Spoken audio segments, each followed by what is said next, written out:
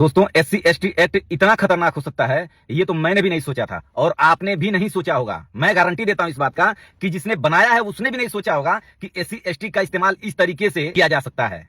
एक FIR की copy viral हो रही है।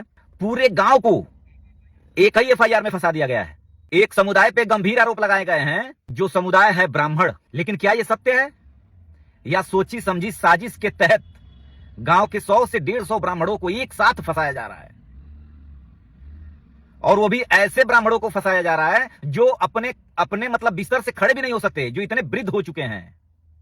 ऐसे ब्राह्मणों को फंसाया जा रहा है कि जो अपने उस समय गांव में नहीं है। ऐसे ब्राह्मणों को फंसाया जा रहा है जो उस डेट में, यानी आज के डेट में दिल्ली मुंबई में काम कर रहे हैं, अपना रोजी रोटी कमा रहे हैं। उनका भी नाम इस FIR में पड़ चुका है। कॉपी को पढ़िएगा जूम करके आप लोग। पासवान जी ने अपने इस FIR में लिखा है बकायदा, 5 साल पहले किसी पंडित जी के घर इनके लड़के का कुछ मजदूरी बाकी था। उस पैसे को वसूलने के लिए गांव में पंचायत रखी जाती है। असरफी पासवान के लड़के जो मजदूर था, वो पैसा वसूलने के लिए, पंडित जी चूंकि पैसा नहीं दे रहे थे, जो 5 साल पहले से बकाया था, वो पैसा नहीं दे रहे थे, तो असरफी पासवान के लड़के ने गांव में वो पैसा इकट्ठा करने के लिए पंचायत रखा। अब उस पंचायत में हु हा होने लगा और गांव के जितने भी ब्राह्मण हैं उसी पंचायत में ये पासवान के लड़के को दौड़ा के मारने लगे।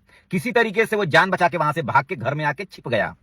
अब घर में छिप गया तो कुछ देर बाद गांव के सारे ब्राह्मण, मतलब एक एक घर के सभी लोग, उनके घर में जो जो भी अस्त्र शस्त्र थे, एकदम लिखा हुआ है इस FIR में, ये सारी बातें लिखी हुई हैं कि फरसा, चाकू, लाठी, डंडा, बंदूक, सब कुछ जितने भी उनके घर में हथियार नामक चीजें थीं, वो सब चीज लेके और असरफी के लड़के को सारे गांव के ब्राह्मण मारने लगते हैं घर में घुस के। ये बात कहां तक गले से नीचे उतर रही है बताइए? ये साफ साफ दिख रहा है कि साजिश है। उसके बाद क्या होता है, अभी तो कहानी बाकी है। उसके बाद क्या होता है, सारे गांव के लोग असरफी के लड़के को खूब मारते हैं, इतना मारते हैं कि वो मूर्छित हो जाता है, मतलब बेहोश हो जाता है। उसके बाद उसके बचाव में उनके जो भी रिश्तेदार या अगल बगल के लोग रहे होंगे वो आते हैं, तो गांव वाले उनको भी मारते हैं, जाति सूचक शब्दों का इस्तेमाल करते हैं। उसके बाद इनकी बेटी का मार के कमर तोड़ देते हैं। उसके बाद इनके घर वालों का कपड़ा फाड़ देते हैं। जब सबको मार पीट लेते हैं लोग, तो घर में से इनके घर में डाका डालते हैं। डाका पूरे 150 लोग, मतलब गांव के पूरे ब्राह्मण। अच्छा, उस FIR में कोई घर बाकी नहीं है और दूसरे बिरादर का भी कोई नहीं है, सब ब्राह्मण हैं, सब लोग झां हैं। झां ब्राह्मण की एक जाति होती है। इतना बड़ा मामला हो रहा है गांव में, 150 लोग लाठी लेके हु हा करके दौड़ा रहे हैं और इसका कोई एक भी प्रत्यक्ष गवाह नहीं है जो दूसरे बिरादर का गवाह हो। और तो और इनके घर में 2 लाख रुपया रखा हुआ था कैश। आज के समय में 2 लाख रुपया सिर्फ बैंक में ही कैश रहता है, किसी के घर में रहता नहीं है। लेकिन इनके घर में 2 लाख रुपया रखे थे और जेवरात रखे थे लाखों के, चांदी के पायल रखे थे किलो के भाव में। वो सब ब्राह्मणों ने लूटा। बहुत तरस खा के ये थाने में गए हैं और बाई नेम 150 लोगों पर FIR करवाए हैं SC/ST एक्ट के तहत। तो SC/ST एक्ट ये भी कर सकता है। इस SC/ST एक्ट को हटवाना इस देश में कितना जरूरी है, ये आप इस FIR से अंदाजा लगा सकते हैं। कितनी बड़ी साजिश हो रही है। दरभंगा की यह घटना है।